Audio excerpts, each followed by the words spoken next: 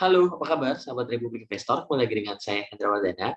Di video kali ini saya akan coba sharing ke teman-teman mengenai saham konstruksi yang hari ini mengalami penguatan. Nah, apakah penguatan ini benar-benar akan mengalami berkelanjutan ataukah penguatan ini justru malah eh, yang akhirnya ujung-ujungnya akan turun lagi. Oke, kita akan coba lihat secara datanya akan seperti apa saham konstruksi. Sebelum video ini dimulai, buat teman-teman tolong bantu YouTube channel Republik Investor untuk di-subscribe, like, di-share, dan kalau misalnya memang ada komentar, silahkan komentar di kolom komentar. Oke, kita akan mulai videonya.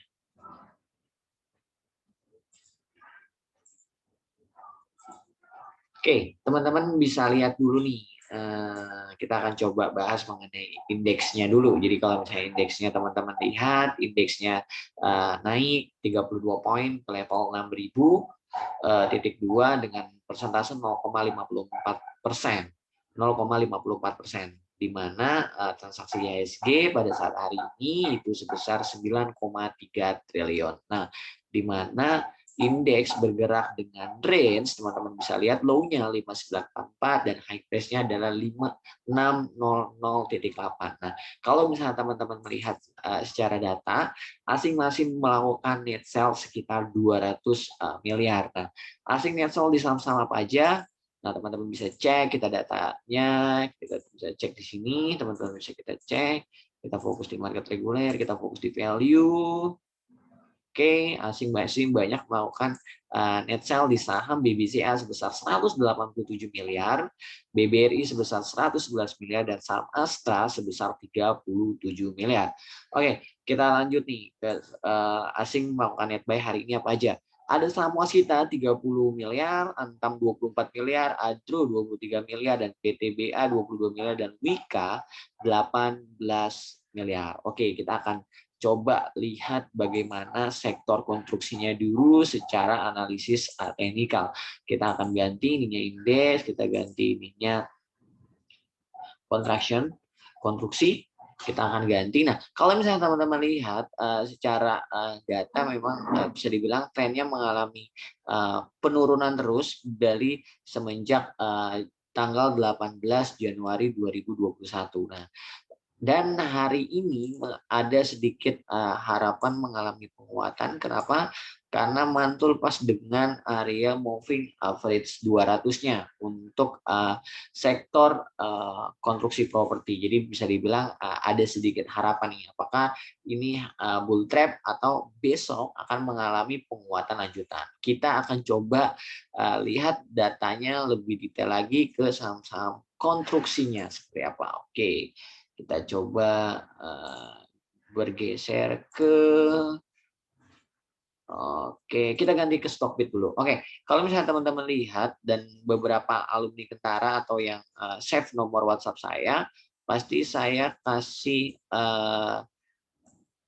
saham apa ini gitu loh, saham apa ini. Jadi ketika misalnya saham ini berbentuk pin bar tapi pas sebelum naik ya, pas sebelum naik saya kasih sahamnya, saya kasih rekomendasinya. Nah, jadi teman-teman bisa lihat ini saham Waskita ini berbentuk hammer. Jadi di mana saham tersebut sempat auto reject bawah, lalu ada buyer yang kuat dan akhirnya ketika misalnya menjelang closing, justru saham tersebut mengalami penguatan ketika misalnya menjelang closingnya. Nah, kalau misalnya teman-teman lihat ini resisten klasiknya sendiri, nah teman-teman bisa lihat nih area resisten klasiknya ini ada di area, nah teman-teman bisa lihat nih, ini area klasiknya, ini ada di 1170. Jadi teman-teman bisa lihat di sini. Teman-teman terserah kalau misalnya menggunakan analisis teknikal bisa klasik, teman-teman bisa ngambil dari shadow-nya tertingginya atau ketika misalnya harga close-nya itu bisa dijadikan patokan teman-teman. Tapi kalau misalnya saya lebih ke arah ambil ke harga tutupnya di sini. Jadi teman-teman bisa mengikuti area dari dari shadow-nya atau ketika misalnya area close-nya. Jadi kalau misalnya untuk waskita sendiri ada target resisten yang pertama itu di area 1170 dan resisten yang kedua teman-teman bisa lihat di sini ada di 1250. Jadi teman-teman bisa lihat di sini ada areanya 1250 itu untuk saham waskita. Nah, kalau misalnya dari bandarmologinya sendiri teman-teman bisa lihat di sini memang netral. Kenapa netral? Karena buyer-nya dan seller-nya relatif hampir sama, tapi yang menarik di sini ada Macquarie RX yang terakhir ketika misalnya menjelang closing justru dia malah agresif untuk beli dan average-nya di 1066. Nah, buy average-nya 1066 dengan value sekitar 12 miliar. Nah, AK 9,2 miliar, JP Morgan 5,6 miliar. Nah, ini relatif mulai sedikit reda aksi dari penjualannya dari DE, dari YP, dari LG. Jadi bisa dibilang saham waskita menarik untuk coba teman-teman perhatikan selama satu pekan ini dan tolong dikawal dengan area stop loss-nya karena yang kita ketahui masih banyak berita-berita negatif dengan saham konstruksi. Jadi bisa dimanfaatkan untuk trading cepat untuk saham waskita. Terus saham konstruksi yang lain ada ADI. Jadi kalau misalnya dilihat ADI yang paling penguatannya paling menarik ya. Kenapa paling oke? Karena bisa dibilang dia naiknya lebih dari 6,22%. Hari ini mengalami penguatan dan sama mantulnya pas di moving average 200-nya. Jadi teman-teman bisa cermati juga dan dia closingnya berhasil melewati area dari support klasiknya untuk saham ADI berhasil ditutup di level 1110 dan hampir coba break dari moving average 5-nya. Jadi kalau misalnya teman-teman pengen ngelihat resisten terdekatnya untuk saham ADI ini ada di 1232. Jadi teman-teman bisa lihat di sini resisten klasiknya ada di ADI itu ada di 1230, itu untuk saham ADI yang pertama. Nah, di resisten kedua ini saham ADI ada di 1320.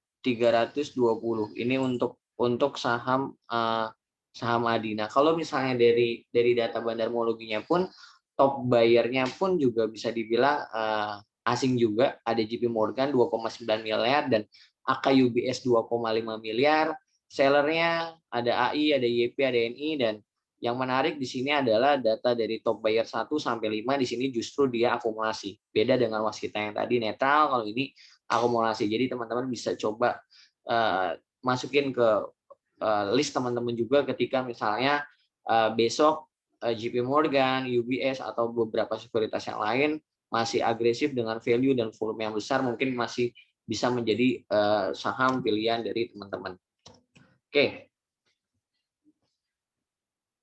Nah, yang ketiga ada PTPP. Yang ketiga ada PTPP, ini sama mantul ketika misalnya moving average 200-nya dan dari support klasiknya juga mantul. Nah, dia besok akan mencoba melewati moving average 5 harinya. Nah, kalau misalnya resisten terdekat untuk saham PTPP ada di 1350, teman-teman bisa lihat 1350 itu buat resisten terdekatnya untuk saham PTPP. Nah, resisten keduanya ini ada di 1500 itu untuk saham PTPP. Jadi resisten pertamanya di 1350 dan resisten keduanya ada di 1500. Nah, kalau misalnya dari datanya sama seperti Wika yang tadi, saham PTPP dari top buyer pertama dan kelima dia akumulasi.